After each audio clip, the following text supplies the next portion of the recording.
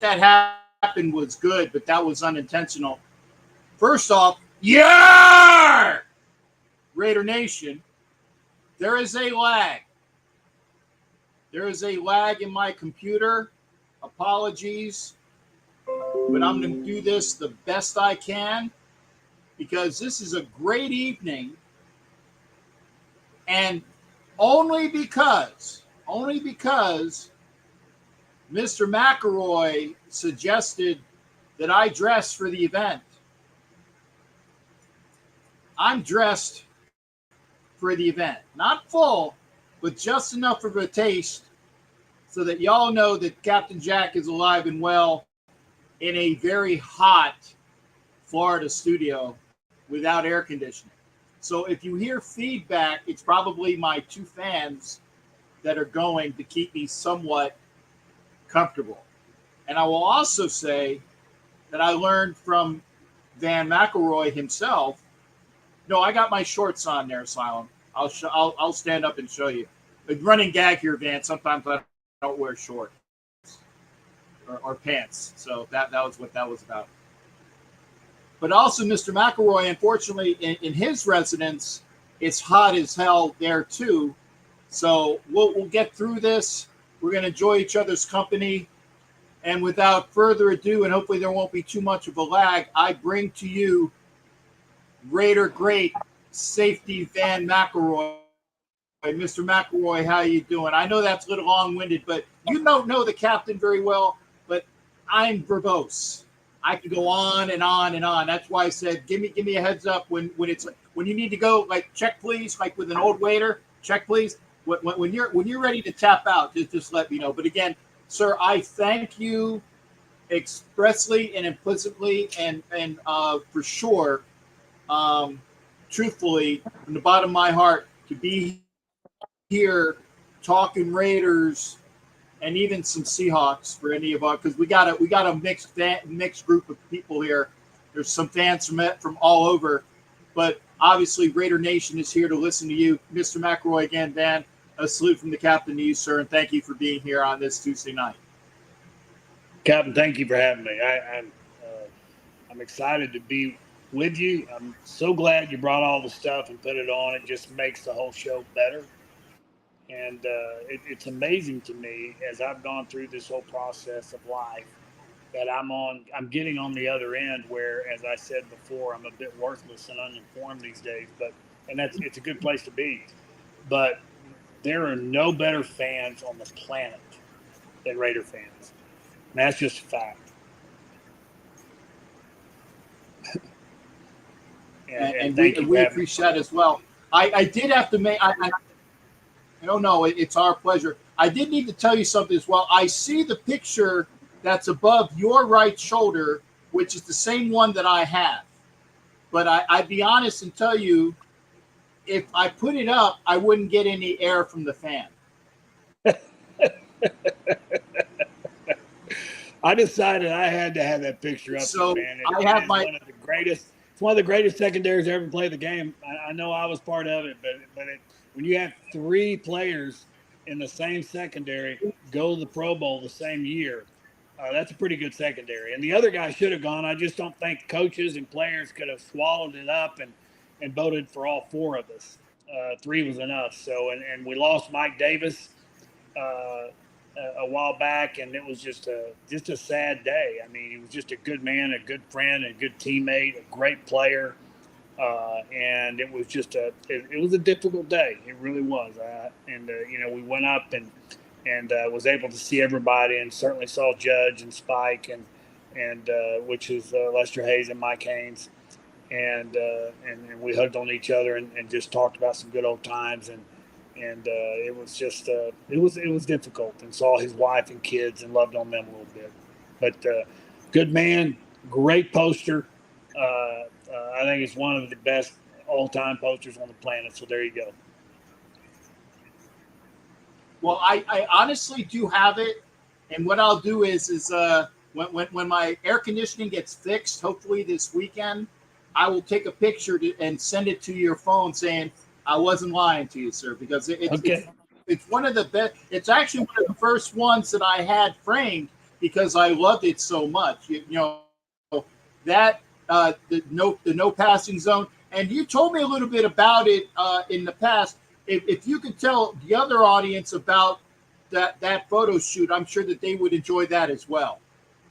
Well, the idea of Nike was, which they obviously had all four of us in, was to create a space or an area where it looked like we were completely blocking the highway. And when they did, they went up and took one of the main highways there, set up all the blocks and what have you, and shut it down.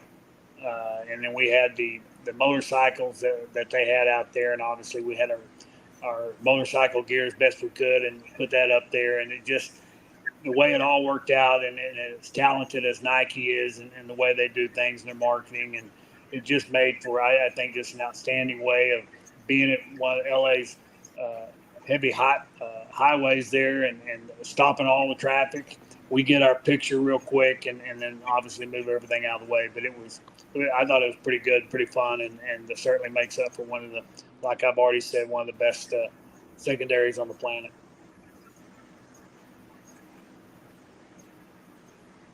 And again, as you stated, may Mike rest in peace. Mike was a good friend of mine as well. I had a chance to call him a personal friend, and every time I went out and saw, like, out in Arizona, I went to his restaurant out in Arizona. I saw him in Oakland, one of the last games out in Oakland. He was out there with Mr. Barnes and his wife. It was Mike and his wife, and got a chance to hang out with him. That's where I met Pancho Glover, by the way. Was that occurrence? And again, so it's nice when you can call Raiders actual people that you know that are friends and you can actually communicate with, because it's special. It is special, and like you said, you made the homage that the Raider Nation fans are some of the greatest. And again, I say to you as well, the Raider greats are some of the most friendly, down to earth, and not full of crap players that we've had a chance to encounter. Because again, whenever I've seen those players, maybe one or two whose names shall remain nameless are so full of themselves, but for the most part, they're really great to hang out with and talk to. So it's like, the chuckling is obviously, you might know, we might be thinking about the same people, but as a whole, the Raider greats of old, they will take a lot of your they will take their time for your time and make it worth your while. So that's and those greats. And again, there might be a little bit of a lag. And those greats were great to play Go ahead, with, sir. too. Captain, those greats were great to play with. I'm talking about the Ted Hendrickses of the world, and that group that group that during that time, and I came in sort of on the back end of their years, and the Gene Upshaws and all those greats that played in the 70s, and it was remarkable, and really what created that was just the ability that the owner, Al Davis, gave those guys, and as I came in, just the ability to have fun. I mean, it's unbelievable how much fun we had, and we did things that you couldn't do anywhere else. And you have that statement that you always hear people say, "Just win, baby," but there was a reason for that. We did things, something very simple and stupid. We were able to sit on our helmets during practice. And you had guys that would would put one football down on top of the helmet and sit on that one football. And you had two guys that had pretty good balance. They would use two footballs, and that was like sitting in a chair, right? And so you had the height of those two footballs on that helmet, and everybody was doing it all across the field. I mean, you wouldn't see it anywhere. And there we were, but just things like that, him allowing us, because you really guys, and you see all these players, you think, we're just a bunch of kids out there having fun.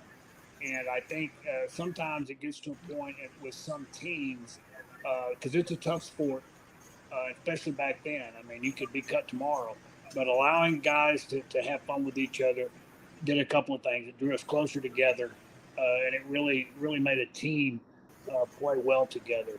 And we did, man. Those years were very, very special. I'm gonna throw questions. So normally I have them on a list, but it's like I had to get rid of the list because I had to cut out on Windows. So forgive me if they're just a hodgepodge just at the top of my head. I'm going to ask you as well, and I asked this to a bunch of people that I get a chance to talk to as well. When you were drafted, did you have any inclination that the Raiders were looking at you? That's part one. And, if you did have the interview, how'd that go? And part two is your favorite Al Davis story. So it's like a two-parter there. Well, first off, they came down. Willie Brown came down and talked to me, and this was after all the workout stuff had gone on, because it's a process, and you work out all the players, you get the numbers, and meaning the 40, the vert, that all the different things that you do athletically, and they get those numbers down. And then they start to pick these guys and individually come down and start visiting with you, and that sort of bumps you up a little bit, or at least you're kind of jotting that down a little bit as a player, and then they may send someone else in on a second visit, because they're starting to make some real hard choices here, and they're really wanting to make sure that what one person, whether it's a coach or a scout, what that person heard and shared with them jives with what someone else is, because it's such an important thing, and it's not just the talent of the player, which is very, very important, but it's how's that player going to mesh with the team and all of those different things. And so I had a sense that they were there, that there was a possibility. And at the very last minute, Dallas had come down. They sent Gene Stallings down, and I really thought that was a very viable situation at the time, because I'm in Texas, and they really showed a lot of attention, and so when the Raiders popped up in the third round and called my name, it was a pretty special moment, especially on top of that. Here I am, a guy who looks like me, being drafted to a secondary with the name of Soul Patrol. And so we had a blast with that. And, the guys, when I showed up, I will say this: Mike Davis, Lester Hayes, and really Cliff Branch. Those three guys really, really helped me. They made me feel a part. And I think that was an important part. And Jack, listen, for me, I've been very blessed. I've been able to be a captain at every level of athletics I've been at. In high school, I was an all-state pitcher, and we won a state championship in high school. I was a captain of that team, a captain at Baylor that won a Southwest Conference championship, and then a captain there with the Raiders. And so all of those things are just, I cannot share with people just how incredibly great that was, that time in my life. So it was a good deal. It really was. And playing with those guys and the group. And Marcus Allen came out that year too, with me. He was the first round pick that year, and a gentleman who's really in really bad shape right now. Just Jack Squire. He's in a hospital, and he's really, really don't know where he's going to make it or not. He's been in that hospital for a long time. He had an infection come into his system, and it surrounded his heart. So they have done some surgeries and some different things. I've given him a lot of stuff trying to get rid of the infection, not to make this too long. But at the same time, Jake, who's his son, if you're out there listening, he knows I've been texting with him. I love him, and just hope that something can take place that will allow him to get better. But there you go. That's that part of it. Wow. Again, I I should say I know Jack. I'm not saying very well, but Jack came down here to Tampa to meet me with my club the one time. His daughter went to USF, and so and again, people that I have on the phone, I like to try to at least reach out, touch. I did not know that. I will definitively after this broadcast make sure I go reach out and send my best to Jack, because when I know things like that, I do like to make sure that we reach out to him as well.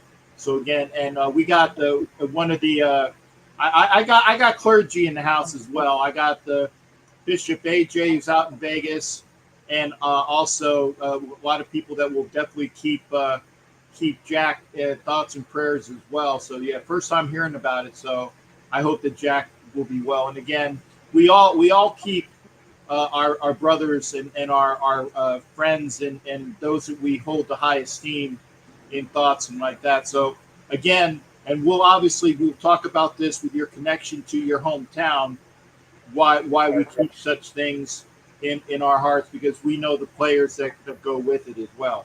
But getting back out to, you're drafted by the Raiders with Marcus. That was like the year before. Marcus came out the year before was that 82 draft, if I'm not mistaken? 82, you're right.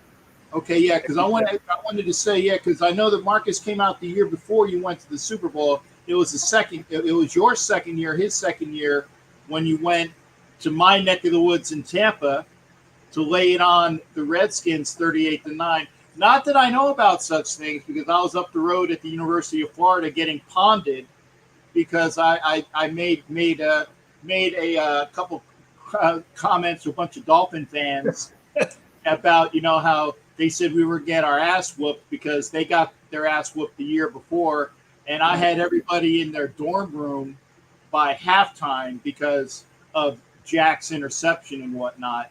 Right before the half, they had already scattered, and by the end of the game, after the game, a bunch of Dolphin fans from my floor literally threw my ass in the pond behind the dorm because I was making such a ruckus about how the Raiders just kicked that Redskin ass. So, but that we'll get to that as well.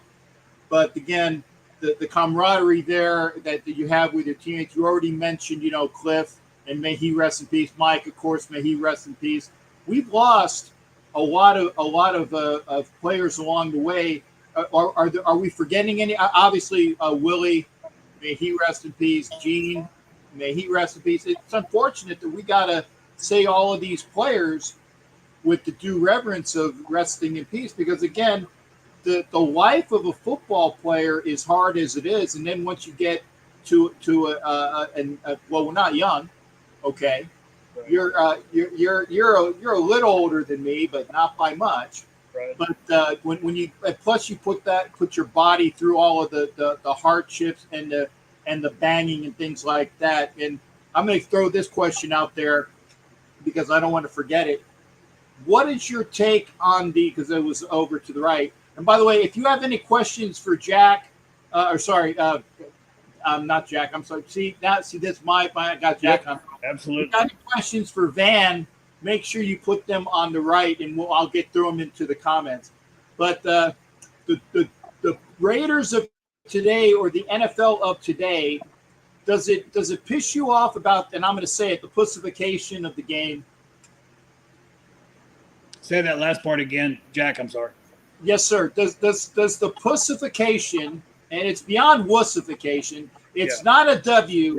It's a big P. Okay. The pussification of the NFL. What does that do to players of your ilk and of your era? And how do you look upon it now, in respect to the way you played and the way they play nowadays? I think it stinks. I really, it does not, and really the way the rules, it really makes it difficult to be a defensive player, because part of being a defensive player is, the ability. I mean, just look at what Jack Tatum did, just from the safety spot. The wide receiver was scared to death to come in the middle. That, in and of itself, was a defender. Forget the person being there, but just the mindset and the thought of what might take place inside there. And so that part of the game you take away, and the Raiders were just great at that, but players in general, that's what you're trying to accomplish. It makes it hard at times to really tackle because listen, these are professional athletes. These the running backs, the offensive players, the wide receivers are not idiots out there. I mean, they're not some little kid out there. They're very talented people, and I think people think that you can just go and allow your angle to be so perfect that every situation your tackle is just going to be that perfect heads up, grab them around the body and just take. It's just not that way. I mean, they're moving, they're turning, their heads are going down. I mean, just look when a receiver catches the ball in a quick slant. What's the first thing that happens? His head goes down. So what are you supposed to do? You can't hit him anywhere because his head is ahead of his body. So therefore, you can't really. If you go after his knees or his lower legs, then you might get flagged because you may blow a knee out, and that's considered dirty today. So you end up hitting his head, which it's a flag. You get fined, and so I don't want to ramble on about. But it really, I think it makes it difficult for the defensive player today to really be a great player because you're going to miss tackles simply because you don't even know where to hit the guy sometimes, or you're going to get a flag. I mean, it's just insane. And the quarterbacks, the defensive linemen, that is all about what made this game great. Is the D linemen, being able to put pressure on that quarterback and do the things to the quarterback they're good at doing. And that's what made some of the quarterbacks great. I mean, you go back to the history of these quarterbacks and you look at those, they were made great being able to take the punishment they took. And so I think all of this and what you're suggesting there, I think it's hurt the play of the game. I really believe that. And again, when you see somebody miss a tackle, sometimes that miss, because again, people do not realize how physically gifted the athletes are on that field. They're so used to just watching the game and seeing it, go on, and these guys but they just kind of forget about how gifted these guys are on both sides. And any little movement, left or right, a foot here, a hand there, can get you off of your angle and you miss a tackle, and then you got to watch the film tomorrow and be embarrassed about missing that tackle. And part of it is you were trying to hit the guy at a place that's actually legal to hit a guy. When back in those days, it did not matter where you hit the guy and take him down. Mm-hmm. And if you hurt him in the process, that is wonderful, And so I hate that part of the game, and it's obviously here to stay. And I can get the quarterbacks a little bit because they make so much money. But every other position, goodness, to me, that was just part of the game.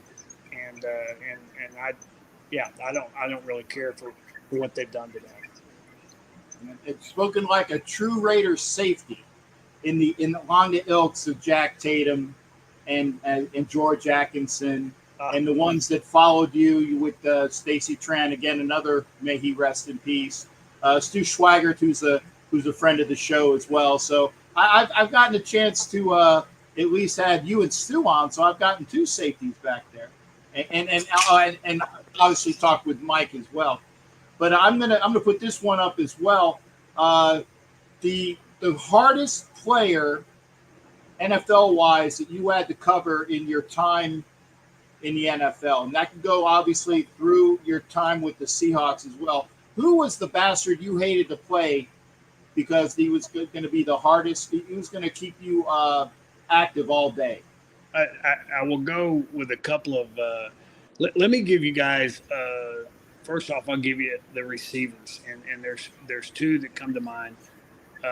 One is Steve Largent.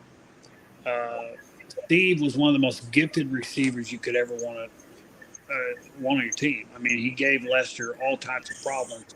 And he really had a way of making his corner route just impossible to cover, even if you knew it was coming. But he just had a sixth sense about him of where to go that would get you off of your angle. This game is about angles, and you've got to get instinctively, put yourself in a position to where your angle is going to end up, nailing that player. But where he put himself and how he handled himself and maneuvered himself on the field really made it hard.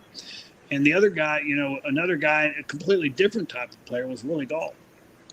Willie was so fast that it was impossible to understand how scary his speed was. And it was just, they would put him in the slot. There you were, and he was just on you so fast. The only thing that could help with Willie is he was kind of scared, and so you could use that a little bit to maybe rough his game up a little bit. Just do some things, if you understand what I'm saying, that would scare him a little more. And as you go into the game, maybe he wasn't quite as fast as he was at the beginning of the game. And so those types of things could work with him. But he was a really gifted receiver, man. I mean, just talented. And I'll say this: there were a lot of talented receivers. Cliff Branch on our team. I mean, Cliff was so. I don't think people realize, I think people know he was good, but I don't know that they really understand how incredibly gifted he was. He was so. There is no one, because I watch more film than anybody. I would put that up there.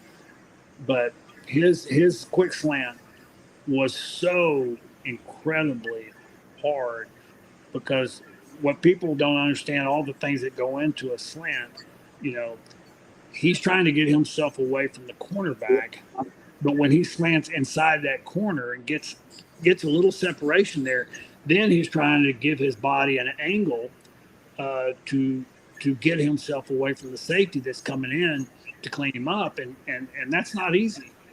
But he was so quick and so fast that he could dart in and get it done so quickly that you really didn't have the time to do what you needed to do. And I mean, against the Redskins, I mean, I just knew it. You could just watch it. They're on the 10-yard line, slant, touchdown. I mean, it's just a given. And so, he was on my team, obviously, but just watching him in practice and just being a great guy too.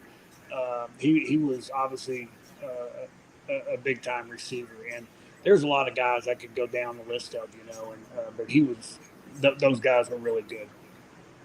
Now, were you more of a box safety for, like the running game, or were you more of the free, where you actually had to take on the tight ends and slot receivers a little bit more often? Or I was both. Or what? Yeah, I was both of those, and so I was, I was given some latitude being free, if you will, and one of the top coaches I ever had was a gentleman by the name of Chet Franklin. And Chet, when I first got there, we sat down and he was just trying to get to know me a little bit. And so through the conversation, and then he got to a point and he said, Van, listen, the one thing you have got to know that will change your game is the sooner you know whether it's run or pass, then you can win. And it's the truth. As the secondary, even the D lineman, the sooner you can know if it's a pass or a run. And that sounds kind of silly, but the sooner you know, for me, allows me to get up and get my angles up on those great running backs, the John Riggins of the world, the Paytons, you can go down the list of all Chuck Muncie's. We had running backs back then that were ridiculous. They just don't have those guys anymore. They were big. They were fast. I mean, Bo Jackson, goodness gracious, who even wants to try to hit the guy? I mean, it was insane, right? We had those guys. But what it did, by trying to figure out how you could determine if it was a run or a pass as quick as you could. And so what I did is started watching just what's called the end zone film. And you have sideline, which, if you're sitting up in the stands, that's a sideline, right? But the end zone is coming from the goalpost and it's pointing in. And what the end zone film allows you to do is really examine the offensive lineman. And for me, there was always one guy that was going to give the play away. You just had to look. You had to look hard, and you had to run it back and back and back and just find that one guy. Maybe it's a hand down. Maybe it's where his arm was put. Maybe it's where his feet are. But you could tell by that one guy. If it's an open side, you go to the backside tackle, because also on the other side you had a Howie Long that was going to be rushing. So if it was a pass, you knew that guy was going to have to get up quickly. He couldn't mess around. He had to stand up as quick as he could. And as soon as his hand went up and he stood up a little bit, it was a pass, right?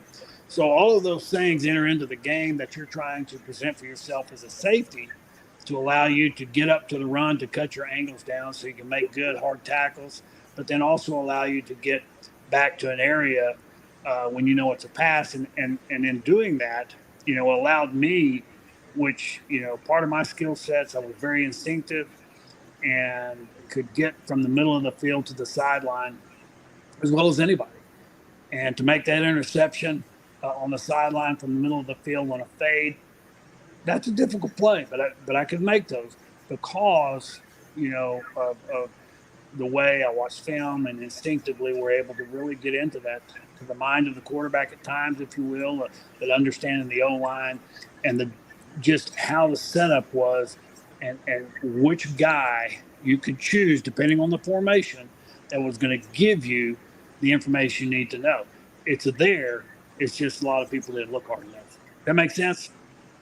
Now, would you say that, no, for sure, that the art of film study is not as beaten down into the players as it should be? Because again, because it's a generational thing, the players that seem to want to be film rats generally are better players because they have to compensate that they're not the fastest or the quickest or the best off the balls, but because they're film rats, they become better players because they know the tendencies that you're talking about.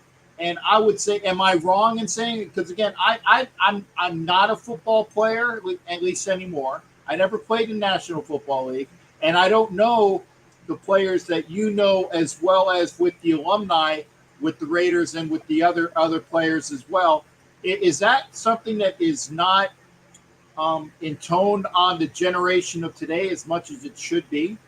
I don't think it is today, and you would be surprised at the guys that watch that film and understand how ridiculous it was sometimes to watch film. We had reel to reel, so it's a blah, blah, blah, then you stop, and you got to rewind, blah, blah, blah, blah, then you stop it, and you go back again, and you're rewinding and stopping and rewinding, a bunch of times just to see one play and what everybody's doing in that play. So it was a lot of time. But Lester Hayes watched film like crazy, and I can go down a list of most of, Matt and I, Matt Millen, just a film geek. And it's, a lot of the guys at that time in the old school were film watchers. And so there's no question that watching film makes you faster. And you just get there quicker. Your senses begin to get tuned in, and you really get a feel of the team you're playing and what makes it operate. Joe Theismann, I'm sitting there watching the Redskins. I'm really trying to hone in on some of their stuff. And they had a play called the counter Treo that was just impossible to stop. But the thing that was more difficult to stop was the counter Treo pass. The play action off the counter tray, the pass. I mean, it was impossible. And so that the pass mentally did not allow you to come up and make the tackle, quickly, because you were worried that it was going to be the play action and that post was right behind you, or the linebackers were stuck a little bit. But I found in one of their games, their guard, every time it was a run, when he went down into his stance, his elbow would be on his knee, but the rest of his arm from his hand to his elbow would drop down in between his legs. When it was a pass, his arm would be straight up. His elbow would still be on the knee, but then his arm would be up because he was going to get up, in his stance.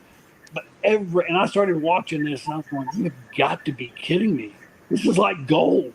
I went back to the previous year, because for me as a safety, all you got to do is screw up one time, and it's 6 points. And so I go back to previous year, and I'm going, "Oh my goodness!" So I went into the D line room, and I turned on the light. Earl Leggett was the coach. He says, "What are you doing?" Yelling. I said, "Well, gentlemen, I've got the answer for you guys on this team." And I went up and I had him run a playback and showed him. But the point of it being is that, if you look hard enough, you can find elements of the game that will make your game better. And I think that's what guys aren't doing today. I think they're really dependent on their athleticism, and they feel as though they're gifted enough athletically to where, they just and I don't know, maybe if they don't really understand it at college either. I don't know where the mindset comes from, but I do know this, that they don't seem to do it as well as they used to. And I think it hurts their game, and I think it's very clear when you watch them. Yeah. And again, like, it goes to the old thing, and something that I didn't know until I saw the SI interview. I gave Charlie Sumner all that credit for inserting Jack in for Matt Millen, but it was actually his assistant that noted to Charlie, said, "Hey, they're going to run that. They're going to run that counter pass, the quickie to Joe Washington." Yeah, the screen over to the left. Yeah, the screen, right. And it was the assistant that told Sumner. Sumner inserts, Jack Squirek, and we get that touchdown because he was the one that saw in film study and was quick enough to recognize it. And it was fantastic. Just understanding, and I got to sort of going through a lot of different things there. But with Joe, the other thing I learned with Joe is that every time he backed out, back then they weren't in shotgun often. They were under the center. When he backed up, straight back, like backpedal, when he backed out, he went to his left. Okay. And the only time he didn't go to his left, he was going to pump to that screen there or pump to the left side and then come back to the post on the right side.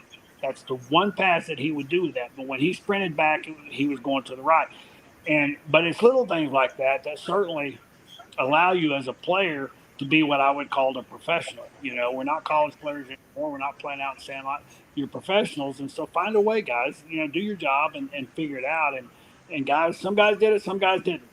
And I don't think that guys today, we're talking about not watching much film. I don't even know that when they're watching the film, if they know what to watch, because I do know guys, the coach comes in, they sit down, they do their little, talk about what they're going against this week, and and all that stuff. And then all of a sudden they sit down and they start the film and they start going through the film. And I don't know while they're going through the film if it's almost like they're just watching a game, because you can hear guys go, "Oh, wow, man, that was a great catch." And, and you get the idea that they're not really looking at what they need to be looking at. And so whether that's the case or not, I don't know for sure, but it seems to be, because I just don't see those guys. I don't see the safeties making the tackles that they need to make. That's my opinion. And I was going to say, I'll have to get in the middle between you and Stewart one of these days, so I can get out to an alumni event. So like I said, my two favorite safeties that I've actually had a chance to talk with as well. And I mean, you'll be my bookends, and I'll be the short. I'm not short, but in comparison, I am. But good looking. You are great looking, man. And the fun meter of BS is going pegged off to the side, but I love you for it as well. I got to do a couple of admin notes. Thank you, Jack Kenna, for the tip as well. And Jack is also inspiring to you. Thank you for inspiring the Irish folks. Aziza McKenna, into playing football, inspired us. A couple of people were saying thank you for your service to the Raiders. And even Sharif said that Harvey Martin said the same thing about Theismann. He had his tell, and if he gave you that tell, you could definitely take advantage of it. And one thing I did want to add, and Sharif also said this as well, and again to your buddy 3 Mile Lyle, your favorite memory of Lyle Alzado, if you have one that just comes to mind. Well, there's two actually. We came in the same year, okay, and he came over. He was the last guy to get off the bus, and he came over to me, and he was kind of looking at me, and Lyle just had that look about him. He's just a scary looking guy, right? And that was my rookie year, and uh, and he was walking by, and he just kind of stopped and he kind of looked over at me, and he said, "Don't worry, I'll take care of you." I was like, oh, "Thank you so much." But he was a guy on the field that just you never knew what was going to take place. I mean, he was just going to create a problem, and part of the time he was creating a problem and the havoc just to get the offense off their game. And he and Howie were really close. And I hated, Lyle was he was a good guy. But man, when he was on the field, it was a scary deal. I didn't want to mess with him, and I was just glad he was on my team. I was glad Howie was on my team. Those guys were, Howie was a little quieter, but the film, when you watch the games and you see what they were able to do to the old linemen sometimes, were just, to me, was just incredible. I mean, some of it was just stupid, but they would pop in there. They would, get that arm under that offensive line's armpit, get it up under there, and they literally would lift these men off of the ground and throw them on their back. I mean, it was just insane. And I will say this, and I wasn't gonna, but so I was always messing with them, and we got along well. And so one day I went and they had their little special circle that's really special for them while they're stretching, and they're the grown men over there, the big boys and all that stuff. And you had Sean, I think, at that time, and but Lyle and Howie, and so I just started walking through their huddle and just went right through the middle of it, and just walked to the other side. So nothing was said. They didn't say a word. It was kind of quiet. So I walked on around and I got back, and then all of a sudden, man, every one of those guys started chasing me. I was going around. I was running around the field, man, and they were everywhere, man. They sent one guy that way, and so they had me surrounded, and they get me. They tore every piece of clothing off of me, man. I was out there with nothing on. My precious little thing hanging. I mean, it was just brutal. And because, there's people there, right? Watching practice. And, but man, they stripped me and threw them and then handed me my helmet. And so I just walked, like the biggest loser on the planet into the locker room and got my stuff together. But we laughed about that forever. And I will say this, as silly as that is and what have you, things like that on that team, it just made it so much fun and so stupid, so crazy. And I think it really, all of us together were so close. I mean, that group of guys, I talked to them. I mean, I talked to Matt and different ones. And we were a very close group of guys. We'd do anything for each other. We went out and ate together Thursday evenings and we'd fight for each other on the field. And there was a real special feeling on each person on that defense. They were very, very clear that they wanted to do their job as best, to the best of their ability. Not simply because obviously that was their job, but man, they just wanted to do it for their guys next to them. I mean, that it was just a weird thing. I mean, this is professional football, and you think everybody's just thinking about themselves. But it was really a really a special group of guys that cared about each other and played with each other and really wanted each other to do well. And I think that's probably why we won a Super Bowl, you know.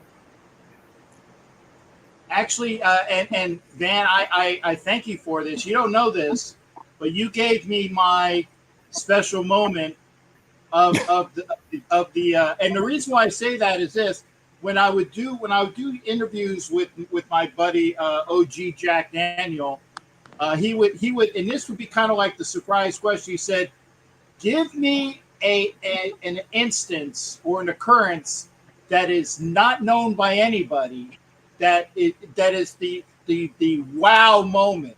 We had what was it? Phil Villapiano was talking about the dude that sold drugs, like Purple Man, and his drugs. We had Jerry Robinson talk about how I think might have been Jerry. I can't remember. I can't remember which one it was. Was talking about Bob Brown going into he shot a gun into somebody's pillow at training camp. So you just gave us your special Raider moment that nobody else knows about, and we have it on here on tape. Van Yes, you do. McElroy getting stripped by the entire defensive line at a that's wonderful. That's a joyous event. It was hysterical. It really was, man. No, so that's great. I said I don't even have to ask. I got it. You know that was coming up, but I got it. I got it here. I also wanted to say, yeah, a lot of these priceless, so everybody's agreeing with it as well. I think I hit those lines. Captain, I read the entire. Like I said, Jack Kenna was making sure that makes every Irishman's kid proud. So with the Mac, so that's what he said on that. Raider Wade is going to say, and I actually asked this, but your because, like I said, I would like this. Going back to Al, the first time you met Mr. Davis, the patriarch, your first meeting with him, and your favorite Al Davis moment. Well, my first meeting with him was he had actually. It was we were in the locker room, and this is when I first got there. He came over there and gave his typical Van Al Davis. I mean, everybody has their own deal with that, and so we shook hands. But then he asked me to come up and visit with him, and it was interesting, what his mindset was for winning football, and people I don't think realize just he legitimately cares about the players back then. He really did, and it was a hard game, harder. I want to say it was harder back then than it is today because of contractually speaking, the way the contract was between the players and the teams and what have you. I mean, you could get cut at any time. I mean, you could sign a contract tomorrow, you get your signing bonus, but they could cut you the next day. And you can't do that today. You have guaranteed monies and what have you, and different things within these contracts. But so it was really a difficult mindset for the player.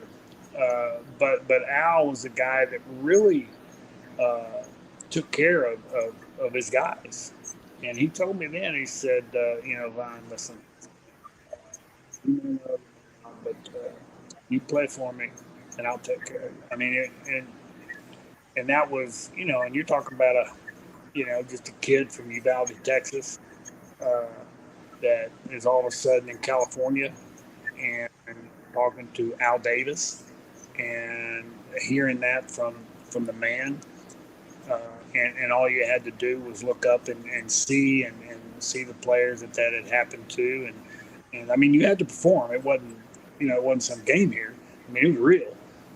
But if you did, he would. And I do not know of another owner during that time that took better care of his players than Al Davis did. And even though it was at a time when it was just difficult, because again, those days are long gone. and people don't understand, if a team owned you as a player, they owned your rights. They had your rights for as long as they wanted them. If your contract was up, it didn't matter. They still owned your rights, and you did not have the ability to negotiate with other teams or any of that stuff. And so it was hard to really get the monies up there. That's why it was down there so low and for so long. And now that's why money's up. I mean, they knew once free agency started, it would really kick it up.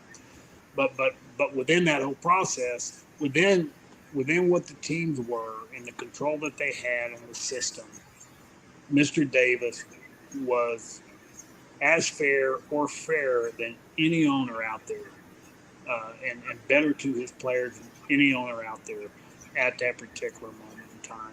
And I think guys appreciated that, and I know the players talked about it, to each other in the locker room. So man, just play. This guy. I mean, he'll take care of you. I mean, you always, you hear those few little quotes. Just win, baby. He'll take care of you. Just stuff like that. And there's a reason they're there. It's not someone to just make them up one time. They're there for a reason, because over time that's what happened with that team. And so I think Al Davis just I think he was a special man at that time. I think he really did. I mean, he wanted to win at all costs, but he also wanted to take care of his guys if they were winning and playing well, and he did that well. And I think during that time period, why that team did so well and what have you, and I will say one of the guys back in the background that probably didn't get as much notoriety as he should was Ron Wolf, and Ron was a really talented guy, had a real eye for talent, and so I think when you mix some of those things together, it just really worked really well. And I think everyone there could tell you that Al Davis was the best owner to ever participate in this thing we call the NFL. Well, and I agree with that as well on all those points. But obviously, people do know and value Ron's contributions because he made it to the Hall of Fame himself as well.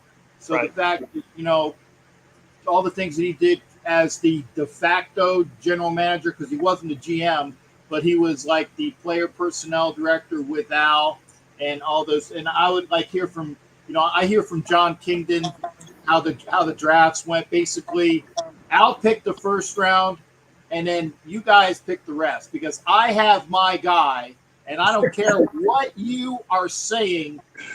That's my guy, and that's who we're going to pick. And then you guys can do the rest. So, I mean, John gave us on great authority and also even on the books for that as well. But, the fact that Ron Wolf worked so well for him and all his contributions with the Raiders and the Packers, and that's why he is in the Hall of Fame. And and deserving. And he deserves it. And he was just a really talented man. And the other thing about that organization, everybody knew their place. And I don't think everybody was trying to eat each other up. I think they knew their place, they knew what their job was, and they stayed within that and didn't try to always, be hurting people on the backside and be behind the scenes and what have you. And so I think it made the organization work well. And they brought, and I don't, you try to analyze the different teams that you see throughout all these decades and why those particular teams did well or didn't do, whatever it may be.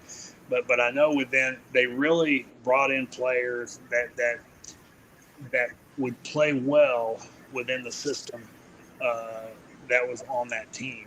And part of that system was the freedom to have some fun and do. There are people that don't deal with that real well, and they need to be, they need to be told what to do every 5 seconds, and that works for some people, but in that organization, the freedom to do a lot of things, the guys realize that okay, I may go do this, and I may show up at 3:00 in the morning before a game, but I better play well. And the few that did that sometimes, they played really well. They were big name guys, and but it wasn't really looked at as anything because they won.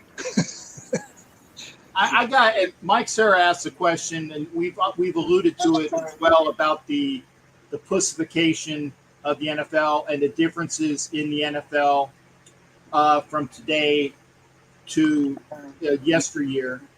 And obviously, we'll talk about Mark's contribution to you and Uvalde in that respect. And the great contribution that was made. And again, I'll have you say this. I'm not going to tell your story. You're going to tell your story about that as well. But along the lines on that is, Mike wants to know what's your view of the new Raider regime under Mark Davis, and probably knowing Mike Serra, he's probably alluding to the patrification of the Raiders today.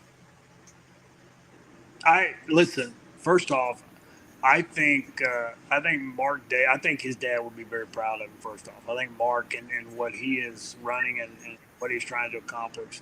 I really think he does a great job. The one area that he is outstanding in is this has to be the number one team when it comes to the veteran players, the players before, all the old Raiders that are out there. I do not know of a team that does a better job with their past Raiders or past players than the Raiders do. I mean, it's incredible, and all the guys love it. They know it, and Mark has done just an incredible job, outstanding job with that.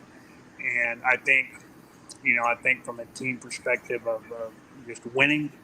It's been a difficult process over time here, and I think that becomes, you have to analyze that and try to figure out why, and is that a front office issue? Is it whatever it may be? That's a hard one unless you're in the middle of it. That's a hard one to completely nail down. And I know from my perspective, and I dealt with Mark a little bit, we've had a couple of situations back when I owned my agency and what have you, and so I understand all the issues that go along with winning and losing. And the only thing I can say and will say is I think a lot of Mark. I think he's done an outstanding job for what he's trying to accomplish for that team, and he's done a lot of different things as far as moving them around. I mean, obviously this is a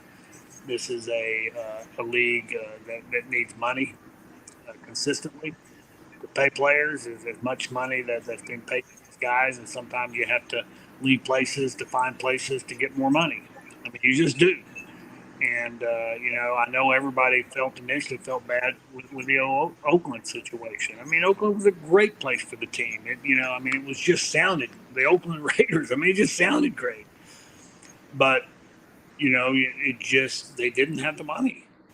And in order to go into the future, those things were needed. So I think I don't have I'm not in the midst of all of it and what have you. I don't know why the team has not won like it had done previously. I'm sure there's reasons and what have you, and a lot of that you can get into quarterbacks, or you can go talk to each different players and different positions and what it is, what it isn't. But for me, I know this from just from a personal view. Mark Davis I think has done an outstanding job, and I think he's a good man. I really do. Okay, and again, I appreciate that, Jack. I will get to that, and the people that actually, again, thank you, Jack, that they throw money my way, so that means definitely. And I try to do it even without the money thrown my way to get your question in there. Thank you, Jack. Well, could you just spend some of the money back? Read my question, damn it. Here's $2. But what was your favorite game? And that's from Jack Kenna, your favorite Irishman as well. And then we'll go. I want to go one more thing for those that do not know. And this is an aside. Van McElroy was an agent post-career, so he had a chance to represent people in today's NFL until he sold his interest in the agency a little while ago. So that portion of his career is ended. So Van knows what he speaks of about today's owners because he actually had to work with the owners of today for the players that he represented. I just wanted to make sure that people knew that because that was kind of an aside that you didn't get a chance to say, so I'm putting it out there. So Van does know the differences of today's owners as well as the creed and the ownership of the people he played for. Also, he played in Seattle, and that was a different environment as well. So I'm sure that there was differences there. Jack wants his question answered, though. What was your favorite game? I mean, it would have to be the Super Bowl. I mean, that's for me a fairly, the greatest part of that deal is, and people don't realize most of the players, I would say probably all of them, are pretty poor. They don't come from rich families. My parents had nothing. I mean, they were dirt poor, and I grew up that way. They were great parents, loved me to death. So I didn't, it's funny about those days, Jack. I mean, you didn't know any better. You just think it's all good, man. But we have nothing, and so we come into this situation. For me, I'm able to buy them their home that they didn't own, and then all of a sudden, my second year, we come uh, into this situation where we're winning, and we're winning, and we continue to win. And all of a sudden, I'm flying mom and dad to Tampa. I was able to fly my old high school coach and bring them, my family. I had two brothers, and but bring them to the game, but to see what that does for a family and just all the guys that are able to do that and allow them to see things they've never seen and experience situations that they've never experienced. Yeah, it's just incredible. I mean, I almost got emotional looking over there at my dad. I mean, he was in a world that it was just insane. He's over there with it just didn't even understand it.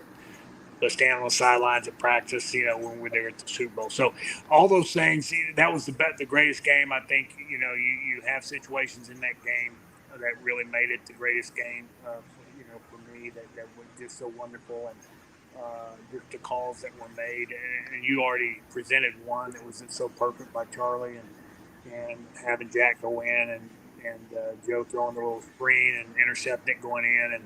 But there were just different plays within that whole game that were just incredible, man. But just to understand, and it's hard for people maybe to appreciate it, but just to understand or comprehend how hard it is to get to a Super Bowl, how hard it is to win a Super Bowl. I mean, guys, it's very, very difficult to be a little high school football player. All of a sudden, you go to college.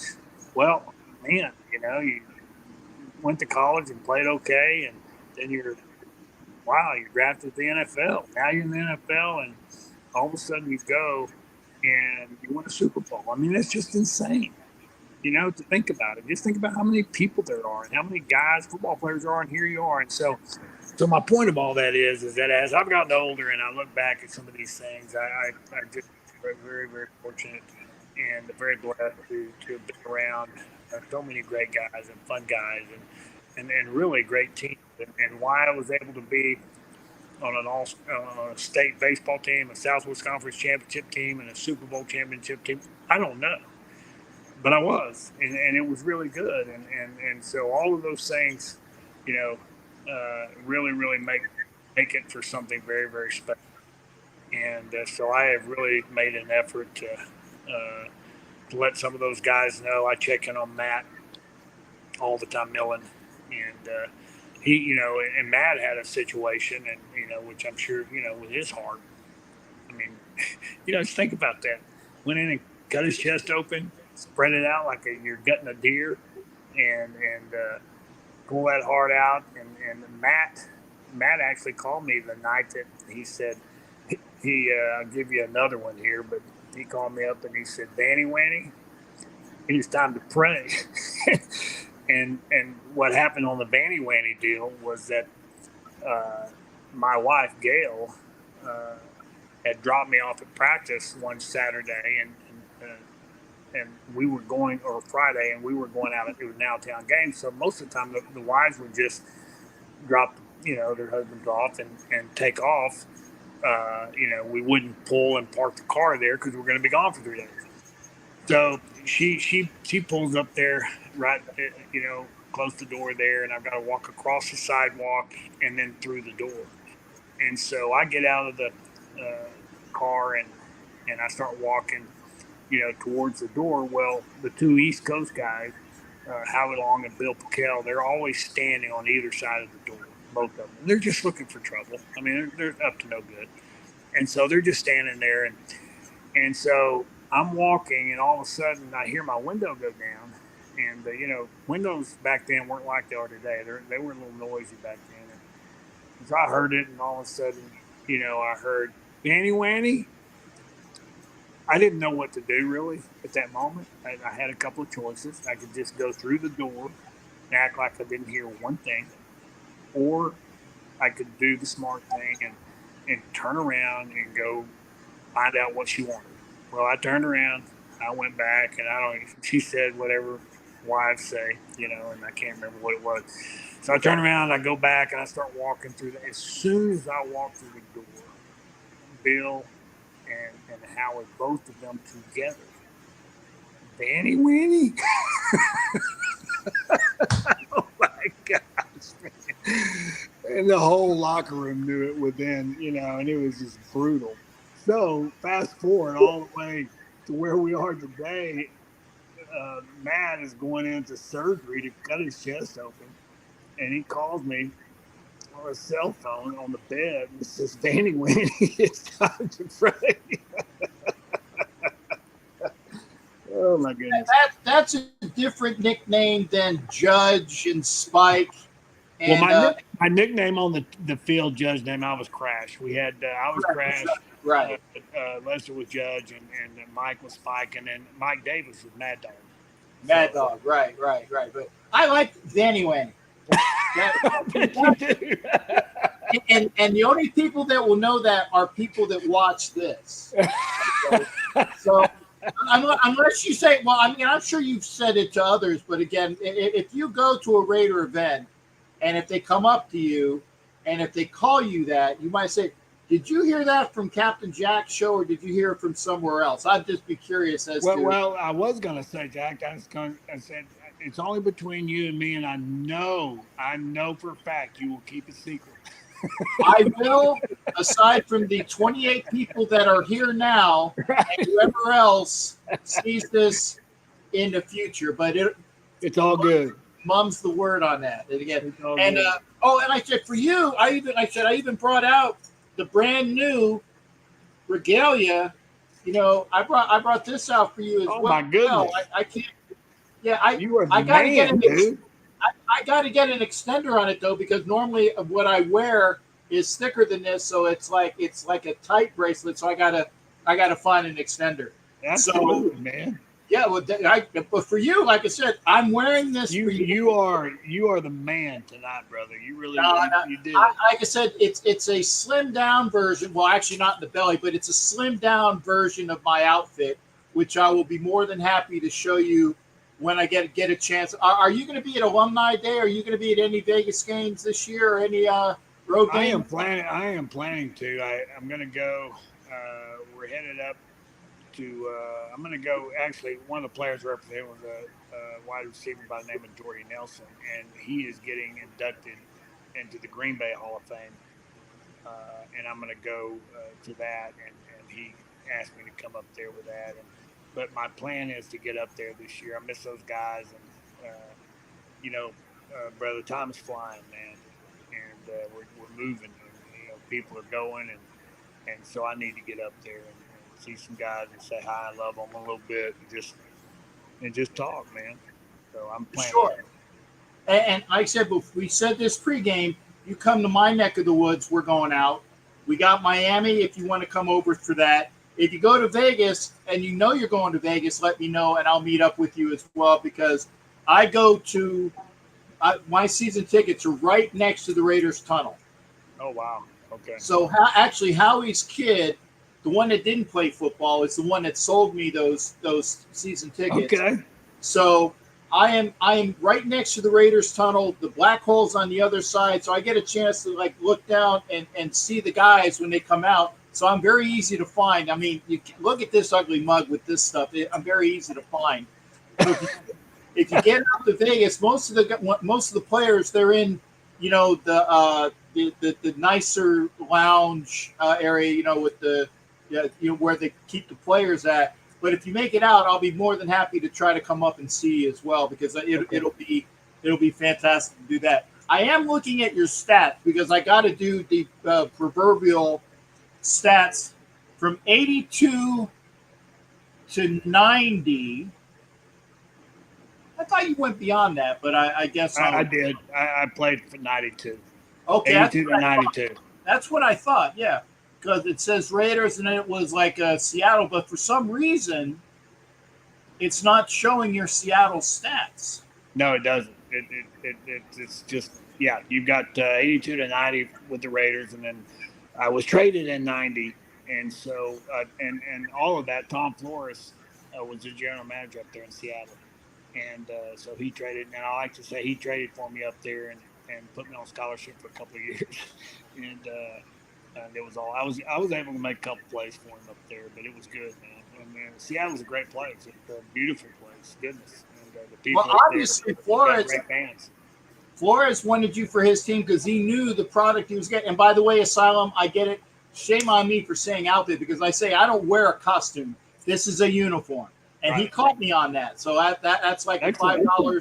$5. You got good people. Yeah. Yeah. He knows that because I get on people's cases about it. Said, I don't wear a costume. I wear a uniform. So he caught me on that. But I'm looking. It says, let's see, 30. Is it 31? 31 interceptions. Wow. You know, one of the neat things and I think that's fourth in Raider history.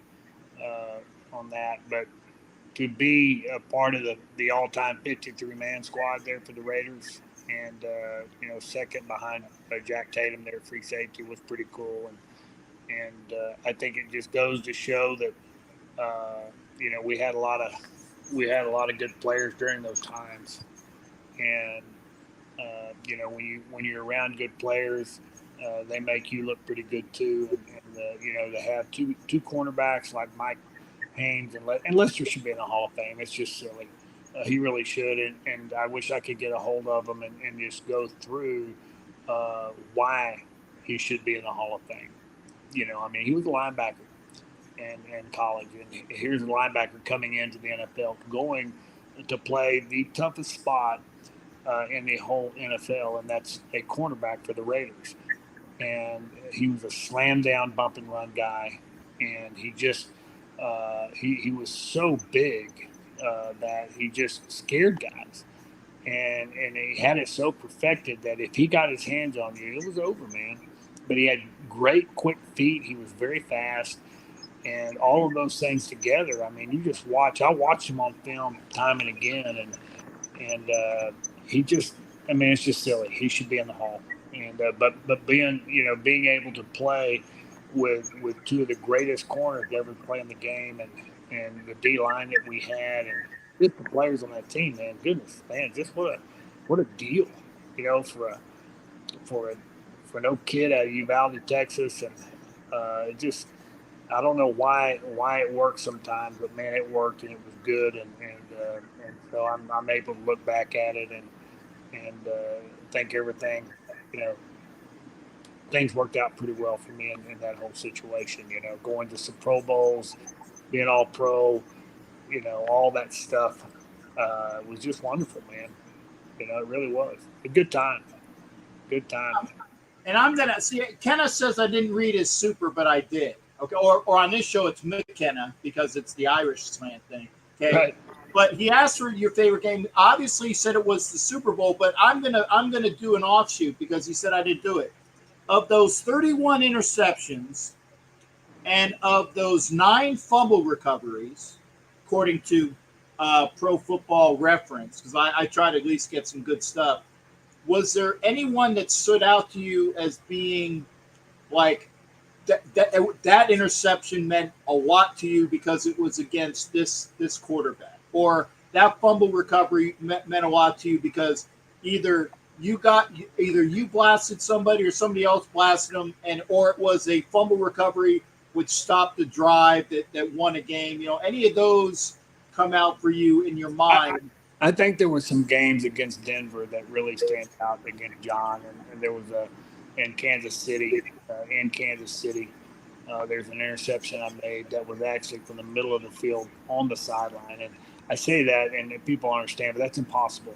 You just it's hard to do that as a free safety, but I was able to do that, and the reason it was such a big deal to me because I felt a real need to be able to make plays that aren't normally made because our two corners, there was so much put on them, and they were of the understanding that if a guy went to the middle of the field, that I would be there to either hurt the guy, or to intercept the ball or get the ball out of the guy's hand with some kind of a hit. But on the other side of it, that deep fade on the sideline was sometimes a hard play for them because there's so many things you can do when that wide receiver takes off. He shakes a little bit and he takes off the sideline. Well, he may bite and come back for a quick out, or he may try to come under on a quick end. And so you're playing underneath that guy as a man-to-man guy that you're running with him, right? You're running on his back pocket, and so you're running with that guy, and so you're really looking for those different things. But the other side of that, what if he just keeps going and he's got that deep fade on him? And so that the quarterback's going to try to throw to that outside shoulder to keep that corner away from him because he knows that corner's on the bottom side of it. So if I could get over there and help him on that deep fade, man, that would just be powerful. So I was able to do that in that game, and that was one of my more prouder moments of being able to help judge out a little bit on a play like that. And the other play, I guess, would be in San Diego was the first game I played in. And it was so funny because Willie was there, and I was on sitting on the bench, and Burgess Owens was the free safety, and Burgess gets hurt. He has to come out. And so he looks over there and he looks at me and he looks over at Otis, and I was the backup safety, and he looks and he goes, Otis. So Otis goes in. Literally, the very first play, Otis gets hurt. So it's like he's got no choice, man. He's got to put me in. And he put me in. I had an interception that game. I knocked Wes Chandler out. And it was just it was my first game to go in, and I had Art Shell afterwards tell me, welcome to the Raiders, man. I mean, guys that don't say that kind of thing easily, they're going to only say it if something happens, because they mean it. And Al said some good things after the game. So that was probably my most memorable game because it's really set me up for my tenure there on that team, and to be able to do some things for that team. And it was just a great game, man. It was a Monday night game, too. So there you go, Jack. I'll be asked and answered, as they would say in a court of law. Asked and answered. There you go. And thank you for that as well there, Van. So knocking out Wes Chandler, which is good when he's a Charger. I'm a Gator, so in that respect, it's kind of like, but he was a Charger at the time, so you're good to go there as well. So you intercept Fouts, you intercept, Elway, I'm thinking against Denver at the time. Yep. The quarterback that you knew that you were going to have your hands full, and again, you got those two guys right there between, Fouts and Elway in your division, but maybe somebody that those two quarterbacks division were ridiculous.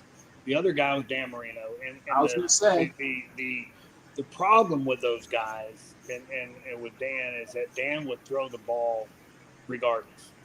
Okay, I mean, even if the guy was covered, he was going to throw the ball, and he was trying to put the ball in a position. If you hear the back shoulder throw, today on with the receivers, especially along the sideline. Dan created that. He's the first guy that started. And, when you have quarterbacks that are going to throw the ball regardless of who's covering, it just scares you because people don't understand how hard it is for DBs because, you have your back to the quarterback a lot of times. You're just in positions that the receiver is not that gives you the minus. And so, guys like Dan knew that. And so they would utilize that. And so Dan would throw it regardless. So that always gave you that little bit of, fear that okay, the ball's coming. Where's it coming? So Dan was really good at that stuff. Was really good at looking off and playing that game a little bit. John just had a big arm, and he could run, and so all of those, allowed his receivers to have a little bit more time. And then Dan was just Dan was one of the wildest guys as a quarterback. He literally would walk up to the line of scrimmage. If he looked over to his right or his left and saw one of his receivers uncovered at that time, he would just punch the center's butt to snap the ball, and he'd throw over there to him real quick. Had nothing to do with the play. Just, and so you're sitting there all the time not knowing what the guy's going to do, and it was just their game was so fast and just so crazy that you just left that hole.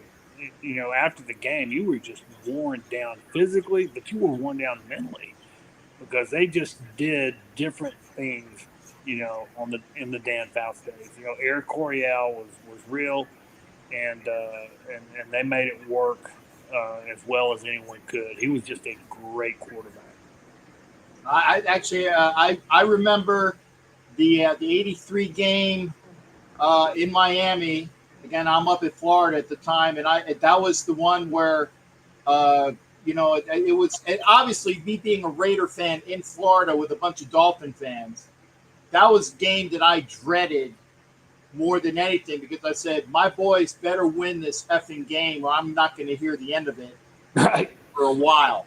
But yep. I do remember that at the it was if I'm not mistaken, it was a high scoring game, but in the end we prevailed.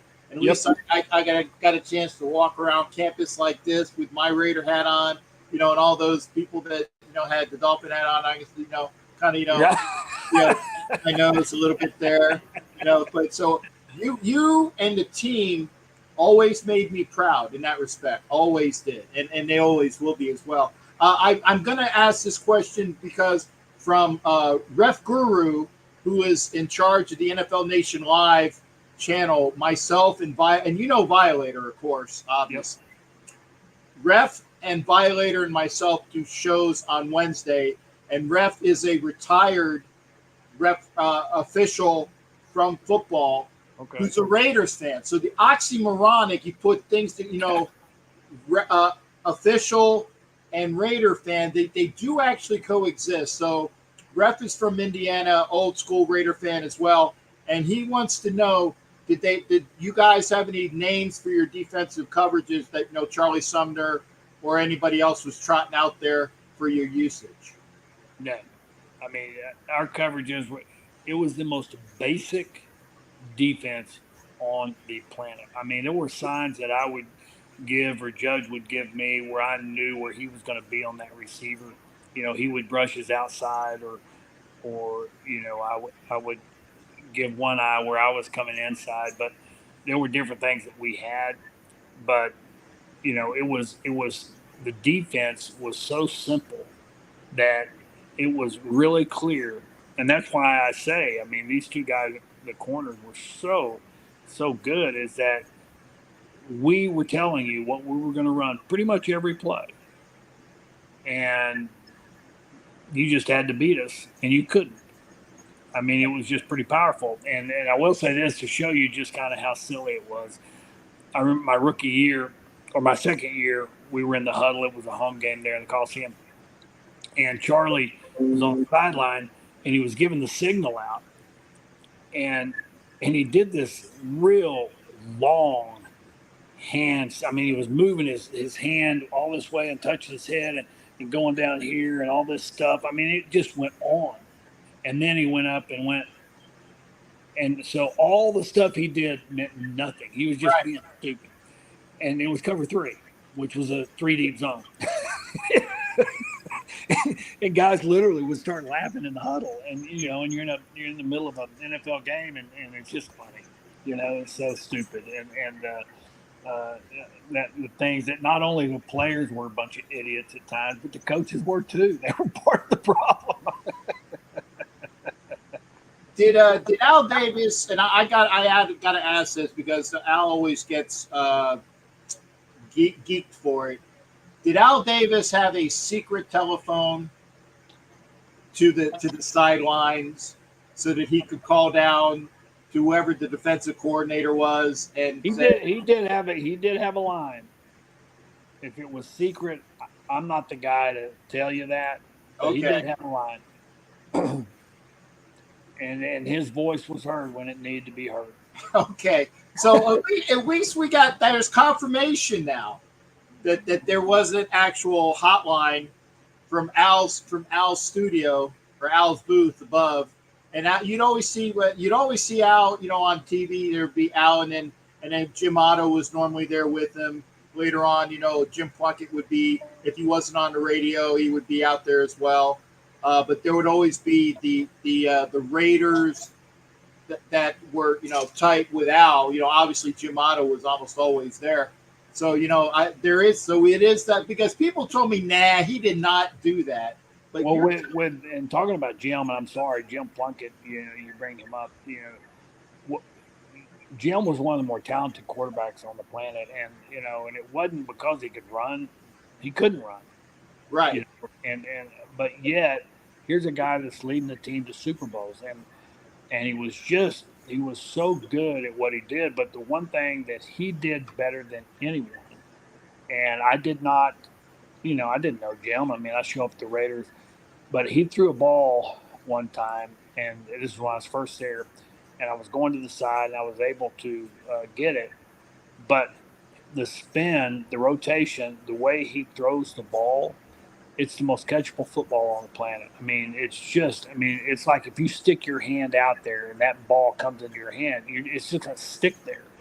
Their quarterbacks throw different ways. I mean, and sometimes that spin is so violent, you can't catch. It's hard to catch the ball, and it comes in hard.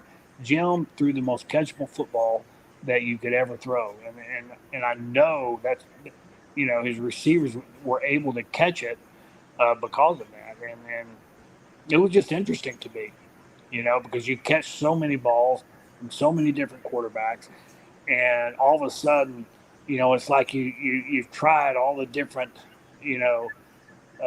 buttermilk pies on the planet, and all of a sudden this one is like incredibly great. Well, this guy here, his ball was just ridiculous, and plus his ability to just put the ball in places where only the receiver could get it. If you could watch the film and just see how good he was at that, because again, there were some things he wasn't real good at. I mean, he wasn't a scrambler really. I mean, he would do it when he needed to do it and make a first down here or there. But man, he was just a really good quarterback.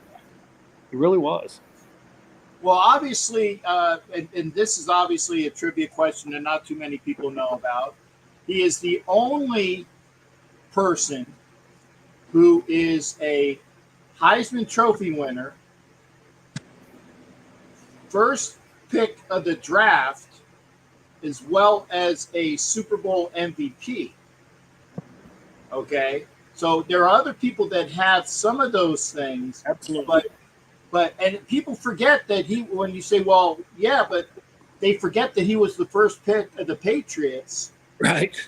They forget that because his career in New England was wasted because they had such an abysmal offensive line. And then when he went out to San Francisco, he was shell-shocked, and it was an afterthought. The fact that he came on board the Raiders when he did and came in for the old quarterback from the Oilers. The old quarterback from the Oilers. He broke his leg. and that's when Plunkett came in for him. And I'm brain farting his name, but if it hadn't been for that, he had pretty much the same thing happen for his ascension that Brady did. I know that's like a curse word on my channel. Oh, actually, I can say it now because he's a part owner. But in Tampa, it's a curse word. But Pastorini, thank you there, Dan Pastorini. But Pastorini breaks his leg against the Chargers. Plunkett comes in and leads them to the Super Bowl in '80, and then also in '83. But that was his time to shine.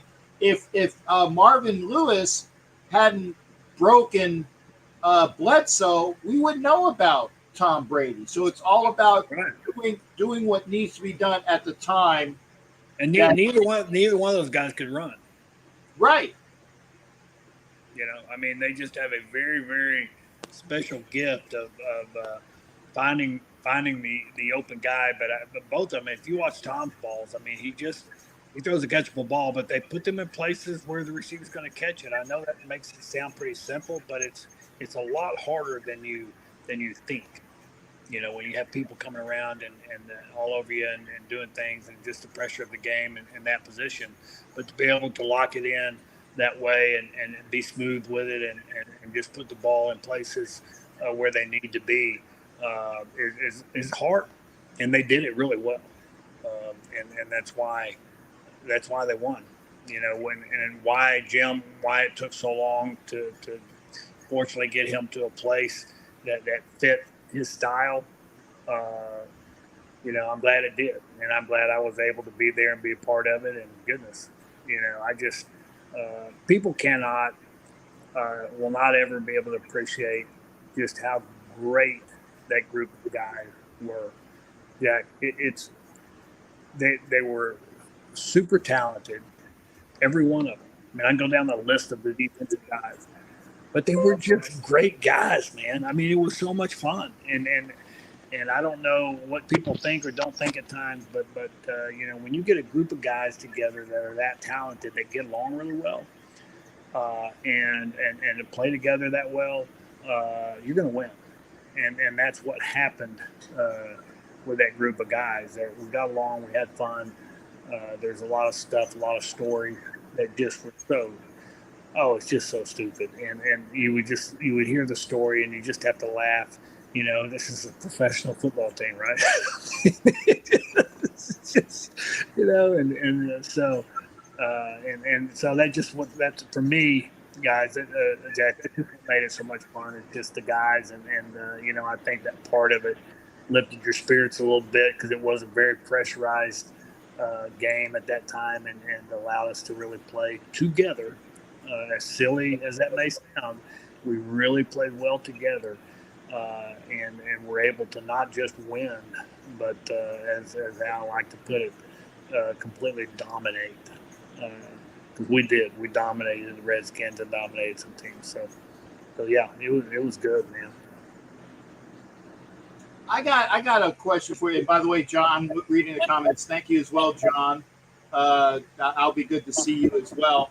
What are some of the differences that you noticed immediately? Let me go back. You're traded to the Seahawks. Any inclination, or how did that go down? There was a time where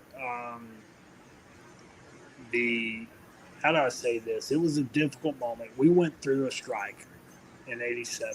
Okay, I was a captain of the team, and Matt and Marcus, and so we were sort of highlighted in that strike and at times, and I think Mr. Davis took it a little personal, which I understand because he took care of guys, and so it just was hard,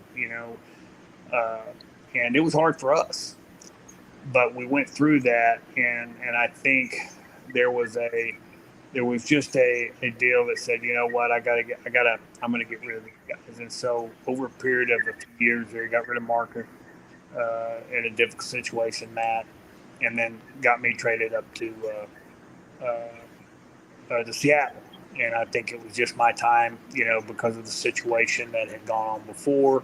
my contract was up, and so it just seemed, it was just something he needed to do, and I don't, you know, blast him for that whatsoever, man. It was his team. I had a great time, and he treated me great. He paid maybe the highest paid safety for a couple of years, and so my time there was wonderful. But I think that, that came into that the ugliness of that whole strike, because it was ugly, man. It's not a simple thing, guys. It's just not. And it's unfortunate, for things like that, but it happened. And so I think, long story, that's kind of what took place, and what, because we all three were kind of moved about the same time there. And fortunately for me, Tom and I, Tom believed in me, and I guess felt like I could come in and be a kind of guy to help them win some games and do some things with the team. So that was good, and that got me 11 years. And I've told them several times, thank you for that 2 more years of severance and pension. Yeah, you needed that. You needed those extra years for the NFLPA, right? What's that? You needed those extra 2 years for a mark on the NFLPA, right? Every year, yeah, it goes up. I mean, so the more years you get, the better it is. So it all works. But there you go. But it was a good place to finish at, and Tom treated me really well, and he's a good man, and he was a great coach. And I don't think he finally got his due, but he had a different style, and he was the kind of guy that if you were around him, you just felt confident. He wasn't a yeller. He just if he called you up there in a game, which he did to me a few times, and just to talk, but it was the way he talked. It just made you feel good about yourself and very confident. And so, I don't know if you've known people like that before. When you leave and you just feel good about yourself. And Tom just kind of felt good about yourself. You just felt like everything was okay, and so he was really good at that, even though he was quiet. And very smart guy, and he just knew his players and knew how to deal with them in a really good way, and I think it showed in obviously the Super Bowls, winning Super Bowls, that I think in that hole, as complicated and difficult as it is, getting a bunch of guys together and somehow and all of them are pretty talented, or they wouldn't be there, and somehow getting them all to work together, play together, and putting them in a system that allows their abilities to really, really, rocket, if you will, in the system that you're in. They all did a good job of that, but Tom really, I think, elevated our play just in the way he handled us and the way he dealt with us like grown men, and it was fair, and all of those things. I love the man. I think he's not only a great coach, I think he's a great man. So I was very fortunate that he brought me back up there, and I was able to be around him for a couple more years. Yep, and I was going to say Ed Winchell. He definitely answered your question, because he would say, "Did Tom have anything influence bringing you in?" Asked and answered, and again, thank you, Van, for being right on spot with that as well. Now, I'm trying to remember. You played for Coach Tom. You played for Art Shell, but there was somebody in between. I can't remember who that head coach. Mike Shanahan. Shanarat. No, let's get it right. It's right. Shanarat. That is exactly why I mysteriously forgot, because my brain told me. Right. Okay. And obviously he. Now I'll be nice as much as I can, because I'm not a big fan of Mike Shanarat, or Han, or whatever his name is. But obviously the differences of playing for him than Tom, and then getting it, then bringing in Art Shell. You don't have to talk about Shanarat, because that's just bad juju. I'm not even gonna ask about that. That's self-explanatory. But what was it like playing for a Raider legend in Art Shell? It was great. I think Art, he understands players. Here's the difference between all those guys. I think Tom made he had a way about himself, okay, that made you just feel comfortable and calm. I think Mike and Art, probably dealt with that differently. They were a little harder in that game. Um, and I think Art understood. He understood the game obviously as well as anybody. He's a smart man and knew what he wanted. But I think it's just and winning football games is as silly as it may sound or what have you. I think the most complicated part is just getting your players to play to their, having their best game every week, but the confidence that goes in with that is so important because it's a difficult game to everyone out there. It's difficult, man. I mean, you're going against talented people every single play, and so all of those dynamics are built within that. And so, the coach, a coach that's able to instill confidence in his players in a very insecure, profession, is a coach that's going to win. And I think Mike and Art probably struggle with that part of it, not on purpose. I just don't think they did it as well as Tom did. And Mike obviously was not the caliber of Art. Uh, and I think Mike really struggled. He was a super smart guy and really knew the system really well. And I think, probably trying to put, if I'm, just be honest about trying to put his system in with what the players were with the Raiders, I think was difficult. Okay. And, and there's a lot of reasons why people don't win at times and what have you. But in those cases, I just, I don't know. I just have to look at Tom and say, well, Tom, I think allowed the guys to play their best football. That's what I think the biggest difference between all three of those were is I think Tom allowed that. Okay, and I'm gonna wrap this up with a couple of different things. First off, again, post career, you went into as an agent or any other things that you did after your career that you'd like to expound upon? Because obviously the last question is we want to ask you about your ties to the city of Uvalde and all the things that you did after the tragic events there. And I think everybody as a group thanks you for bringing to light any of the support that you had it was instrumental in bringing Mark into this as well. But we'll get that as your last one out the door. But your post career and then your ties to Uvalde, you can probably wrap up in your afterthoughts here, sir. When I got out of when I retired, I actually owned the agency. I took over this agency, sports agency, and so I was the CEO and president of it for 20 years, and represented a bunch of players, and we had a lot of success with it. And then coming in about, I would say about 2015, sold a portion of it. And then as we got into 2020, I was tired, man. Where I'm at, and we moved back to Uvalde for a reason. It's a small town. We raised our kids here, and Gail and I, matter of fact, yesterday was our 40th wedding anniversary. And but we live out here. We have a few hundred acres, and have our house here, and we raised our kids here, and so all of those things.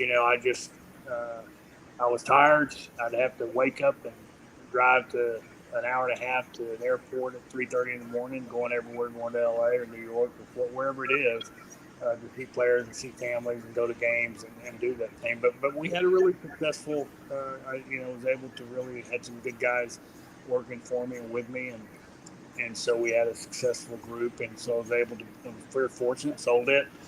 The remaining part of it a couple of years ago to a firm, another firm, and that I remained as CEO for a short period, and then I retired, and then the final sort of part of my life, which, like I said early on, is a bit worthless and uninformed, and it's good. It's good, brother, and it's all working, and to get into, I'm able to. I still talk to my Raider guys, and my Baylor Bear guys. We've got some close friends on that team. We had a great success there too. I mean, it was so much fun in my life with all this stuff. I wish I could put anybody in my shoes with all that stuff. It was good. This deal here that happened in Uvalde was difficult, obviously, and trying to really explain just what transpired and how hard it was is virtually impossible. And if anyone could only imagine being a mom or dad and losing their child one day, and I cannot understand that. I have not. That did not happen to me, and so it was just a terrible, terrible situation to be in. And for me, one of the greatest moments was I literally was sitting out on my back patio and just thinking through the thing, and people were struggling, and the town, the community, it's a small community, we were struggling and just didn't know what to do, and we needed help, and we needed to make to have some sort of direction. Okay, Cap. I mean, we just needed some direction, right? And so instead of simply trying to go through all the politics of it, and guns, no gun, all that stuff, and get into the stuff that just doesn't solve a problem. I determined, you know what, we need to make our schools safer. That's that simple, and you can. And so I sit there and I was like, well, man, I'm going to call Mark, because I think enough of Mark that I could call him, right? And so I thought, well, now I don't want to bug him, man. He's got so much going on, and I'm going back and forth in my head. And so finally I said, you know what, I'm going to call him. So I called him. I mean, 2 rings, he answers. And I started talking to him about it. I said, Mark, listen, we've got a situation down here, man. And I went through everything that was going on, and I told him, I said, listen, this is what we need to do. And he said, he literally was asking me specific questions, what needs to be done. I said, we just, in my very humble opinion, we just need to make the schools safer. We need to show that something's being done, but you can make schools safer. You just can. I don't care what anybody says, you can. We could do, went through the fencing and the different parts of the door. There are different doors that you put in. There are just different cameras and what have you all around the school. And so we got talking, and so he said, well, how much is that going to be? I said, you know what? Let me find out. So we hung up. I called a gentleman by the name of Hal Harrell, who was the superintendent at the time. Hal and I went to high school together. Known him forever. And so I went through it with him. And I said, listen, just be honest with me. What's this going to run?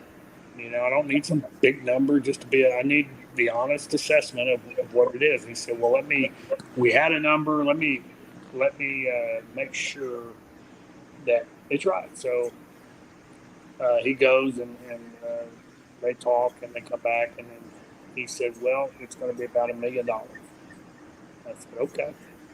So I called Mark. I said, Mark, here's the deal for $1 million.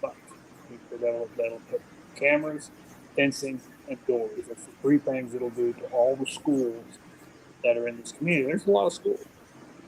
And so it was incredible. He said, I think we can do that, man. I was like ready to kind of have to go through how bad everybody's hurting. And man, it was just an incredible deal that Mark did. And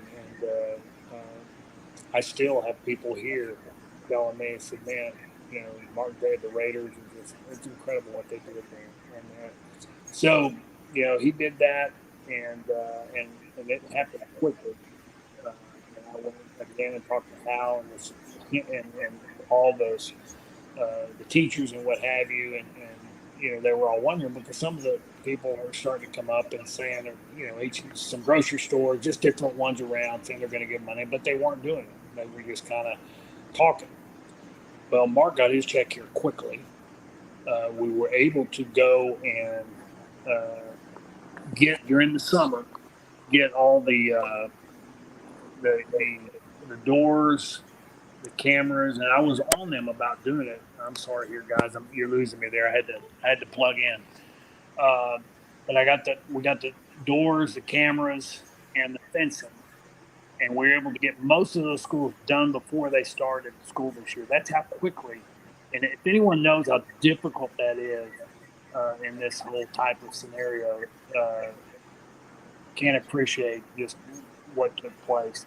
So I went. I took the pictures of a lot of the fencing, which is special fencing that airports use and what have you, and the doors that you can't break into, you can't get into, and obviously the cameras and what have you to show all around the campuses what's going on if anyone's trying to, and I mean, you have people saying whatever, well, they can come with a torch and get a hole in the, I said, they can, sure, they can fly a plane and parachute out of a plane. I mean, I get it, but it's better than doing nothing at all. And then you have security, that will, I mean, if someone's trying to be stupid enough to do all that stuff, it does take some time, and the security that they have out there will see that. But at least you can't come, running through the grass and open the door and go do the ugliness and horribleness of what took place. So all of those things are done. I sent the pictures to Mark, and we actually had him do a Zoom here at the superintendent's offices there with all the people, and Mark was on the big screen, and it was just a really neat deal. And so what Mark and the Raiders did for this community was just awesome. I mean, it's hard to even know what to say or what to send to say thank you. I mean, it really is. I mean, you go through that. It's just, and so we sent him a plaque and some things to say thank you. But that, I mean, that's nothing. And, we did get on a big screen, and all the people there were thanking the Raiders and for what had taken place. So what I do know to tell you and anyone who's listening is that what the Raiders and what Mark did and the Raiders did for this community, it was it's hard to even understand how incredible it was. And it was done quickly, and it wasn't talked about. It was done. It's there. You can ride around and see every school has the fencing and the cameras and the doors in right now. So it's pretty special. And what's even better about that is I began to have people call me and tell me and say, well, because of what the Raiders did, now the Texans are trying to give a little, and this other team's trying to give a little, and you have HEB, which is a huge grocery chain down this part of the world. They're starting to give money. It not only gave the money to get all that put together, but it forced it on the ones that are in this area to start doing it too. So there was several things that did that was just a special moment in time. So I personally am grateful, but in a community is just grateful, man, to this organization, what it did for it. So there you go. There's that story. Well, I thank you for that. And Jack, I know there's one more question, but I got a very quick on the outtake. I got about 4 minutes, and I want to make sure we got Van. If I can, one thing, if you can show the no passing zone picture, people wanted to see that picture behind you. If you have enough juice in your phone, I'm not sure if you do, but they definitely wanted to see that, and we wanted to. We definitely, there you go. And yes, I got a copy of that, folks. I will send it to Van. Got a little bit of a light shining in it there, but there you go. But it's a great shot. And like I said, the fact is, here's a little shot of the San Diego game. First interception? No, that was a tackle. I'm jumping up to tackle one on a short yardage play, and so one of my, and I'm just kind of wasting time here with you, but Howie sent me where is it? Oh yeah.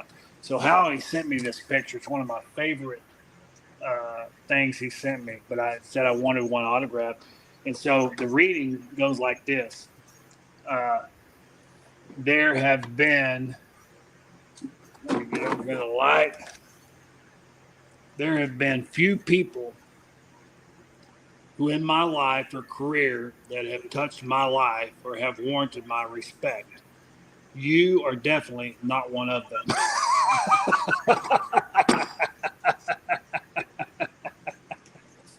Oh man, that is so perfect.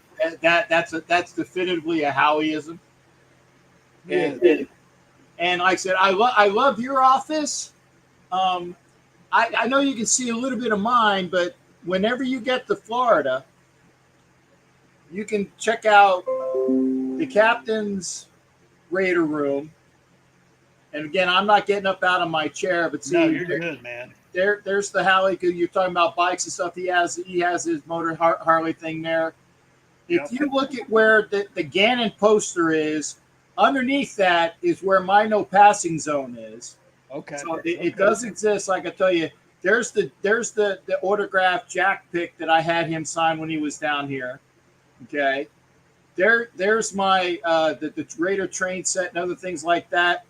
That is the Raider tree that got moved. I don't know if you can see it or not, but that is not a brand new set of drums, but I just picked them up the other day. So for me, they're a brand new set of drums. Absolutely. Yeah, and one of those presidents said the gift that I wanted to have. It only took me 58 years to buy my own first set of drums, so I got to figure out spacing in the room. But there is all the other items, Raider things, and again, I invite you when you get here to come in and check out, the Raider Museum here. And then you can hang out with the old salty bastard, i.e. myself as well. So you're obviously welcome anytime, sir. And that's a standing gift or a standing invitation. And the royal we, thank you for spending 2 hours with us. Absolutely, man. It was a good 2 hours, brother. It was a good 2 hours. And don't go away. When I am going to cut this off in about 30 seconds. I'm going to keep it at 2 hours because I want to talk with you afterwards as well. But I want to thank you, Van, for being here from the bottom of my heart, sir. You got it, man. It was all good. All right. Good. You're a good man. No, you are as well. And I'll get with you in about 10 seconds. I got to cut it. Take care as well, sir. And I'll be right back. I'm going to end the broadcast and we'll go from there. All right.